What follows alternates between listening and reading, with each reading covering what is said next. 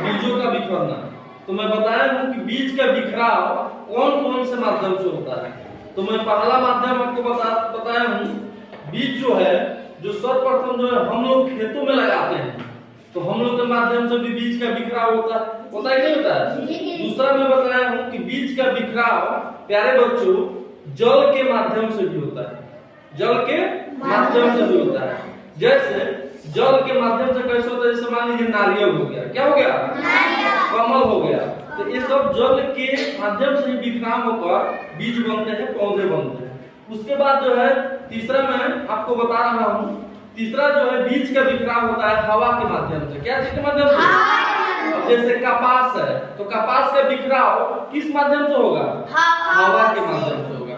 समझ में आ रहा है? उसके बाद चौथा जो है होगा, वो होगा आपको जानवर के माध्यम से। क्या चीज के माध्यम से? जानवर के। जैसे हम लोग गांव में उसको बोलते हैं लपटैया, बोलते हैं, जिसको हम लोग जो है गोखरू बोलते हैं विज्ञान की भाषा में। तो उसका जो बिखराव होता है वो जानवर के माध्यम से होता है। बस समझ में आ रहा है? फिर जो है अगला जो होगा आपका, वो होगा आपका क्या चीज से? जानवर से हो गया फटक्कर बीज। फटक्कर बीज यानी जो बीज फटक्कर बिखरता हो, जैसे अरहर हो गया, मूंगफली हो गया, ये फटक्कर जो है जैसे फट फट फट करके जो है वो बिखरता है। बस समझ में आ रहा है? तो ऐसे जो है बीजों का एक स्थान से दूसरे स्थान तक जाना बीज का बिखराव कहलाता है, और इस प्रकार से जो है बीज बिखरता है। तो ये आपका जो है होमवर्क है, पहला है हवा द्वारा बीज बिखरने का एक उदाहरण दीजिए जो हवा से बिखरता है। ठीक है। दूसरा है कौन सा बीज जो पानी द्वारा बिखरता हो, तो पानी द्वारा बिखरने वाला जो है आपको बीज का नाम लिखना है।